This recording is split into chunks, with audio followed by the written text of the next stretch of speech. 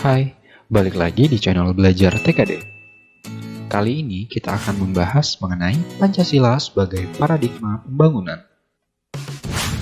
Pancasila adalah paradigma, sebab Pancasila dijadikan landasan, acuan, metode, nilai, dan tujuan yang ingin dicapai dalam program pembangunan. Kata paradigma berasal dari bahasa Inggris, yaitu paradigm, yang berarti model, pola, atau contoh. Nah, maksudnya apa sih Pancasila sebagai paradigma pembangunan?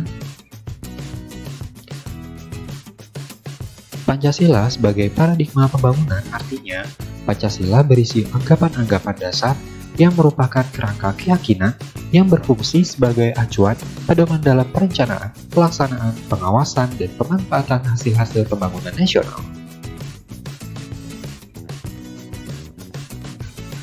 Nah, bagaimana sih pembangunan yang dikatakan sesuai dengan Pancasila?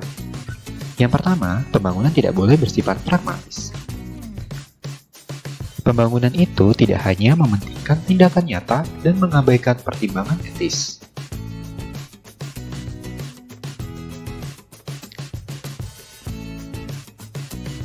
Pembangunan tidak boleh bersifat ideologis, yaitu secara mutlak melayani ideologi tertentu dan mengabaikan manusia nyata.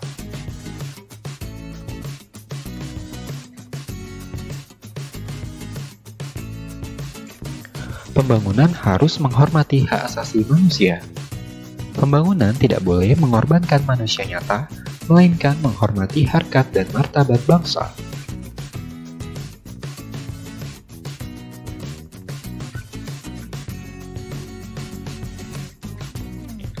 Pembangunan dilaksanakan secara demokratis, artinya melibatkan masyarakat sebagai tujuan pembangunan dalam pengambilan keputusan yang menyangkut kebutuhan mereka.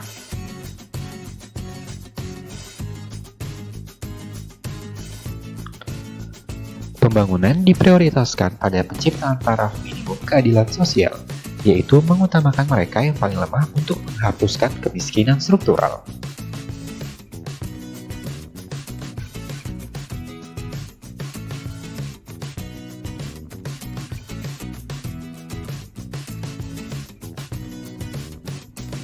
Selanjutnya, Pancasila sebagai paradigma pembangunan politik.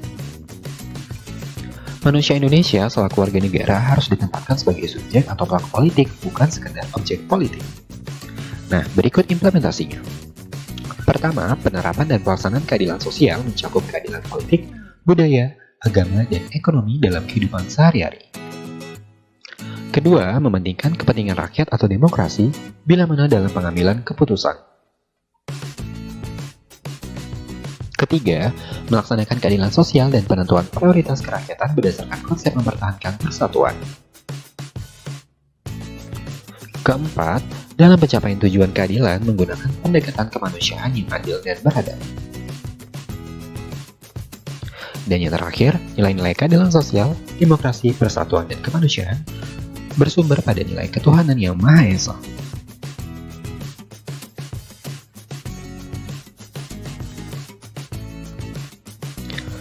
Pancasila sebagai paradigma pembangunan sosial budaya. Nah, nilai-nilai Pancasila itu memenuhi kriteria sebagai puncak-puncak kebudayaan. Dari sila pertama menunjukkan tidak satupun suku bangsa ataupun golongan sosial dan komunitas tempat di Indonesia yang tidak mengenal kepercayaan terhadap Tuhan Yang Maha Esa. Di sila kedua merupakan nilai budaya yang dijunjung tinggi oleh segenap warga negara Indonesia tanpa membeda-bedakan asal-usul kesukubangsaan, kedaerahan, dan golongan. Di sila ketiga, mencerminkan nilai budaya yang menjadi kebulatan tekad masyarakat majemuk di Kepulauan Nusantara untuk mempersatukan diri sebagai satu bangsa yang berdaulat.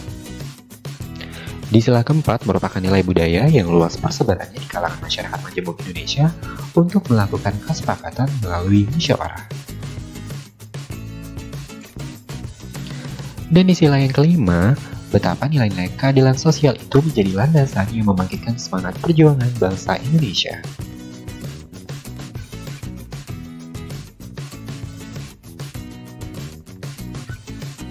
Selanjutnya, Pancasila sebagai paradigma pembangunan hukum.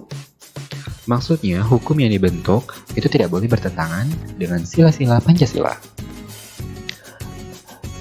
Nah, sebuah konstitusi itu memuat materi-materi konstitusi. Yang pertama, adanya perlindungan terhadap hak asasi manusia. Yang kedua, adanya susunan ketatanegaraan negara yang mendasar. Dan yang ketiga, adanya pembagian dan pembatasan tugas-tugas ketatanegaraan yang juga mendasar.